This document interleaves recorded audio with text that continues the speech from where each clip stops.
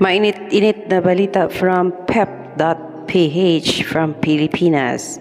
Sabi dito, Pep alerts, Rigodon de Amor from Kathden to Kathdon and Donbel to Robel. Ayan po, chismis po, not from me, but from Pep Philippines.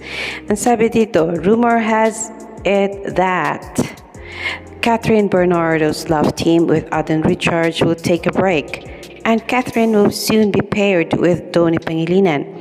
On the other hand, according to the reports, Right Photos Donnie's love team partner Bal Mariano will be paired with newbie Robbie Jaworski in set. Ayan po. Ang dami nang nagpo-post sa social media ng mga uupong judge sa pagbabalik ng Pilipinas Got Talent ay sina Mr. Freddy Garcia, Eugene Domingo, Donnie Pangilinan, and Catherine Bernardo.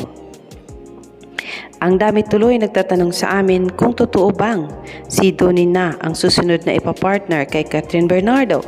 Kasi talagang hopya pa rin ang Kathden fans kung may kasunod na projects ba ang love team ni Catherine at Alden Richards pagkatapos ng Hello Love Again. Aba. Goodbye Kathden and hello Kathdon na ba daw talaga? Tapos na nga kaya ang Kathleen at papalitan na ito ng Kathdon? Diba binabanggit na sa ilang vlogs na hindi na raw itinuloy ni Alden ang panliligaw kay Catherine? Sa isang vlog ni Dolly Ann Carvajal, sandali niyang nakachikahan si Alden sa birthday celebration ni Boots Anson Roa Rodrigo. Dito ay nabanggit ng kapuso actor ang pagpanaw ng kanyang lolo. Tinanong ni Dolly Ann si Alden kung naipakilala na ba niya si Catherine sa lolo niya bago ito pumanaw. Hindi na po kasi supposedly before we planned to go to the house to meet also the family, but hindi na po nagkaroon ng chance. Hindi na po umabot, sabi ni Alden.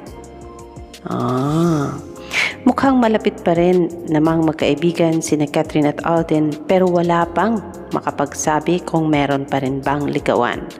Pareho silang rarampa sa bench body body of work sa Marso 21, 2025 sa SM Mall of Asia Arena.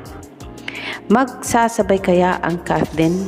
Ano kaya kung kasali rin sa show si Donnie? Tapos mapapagitnaan si Catherine ni Donnie at Alden na parang ipinahihiwatig. Goodbye Alden, hello Donnie. Malaking what if lang yan ha, sabi ng Pep Philippines. Ako gusto ko pa rin makita ang Kathniel na magkasama ulit sa isang project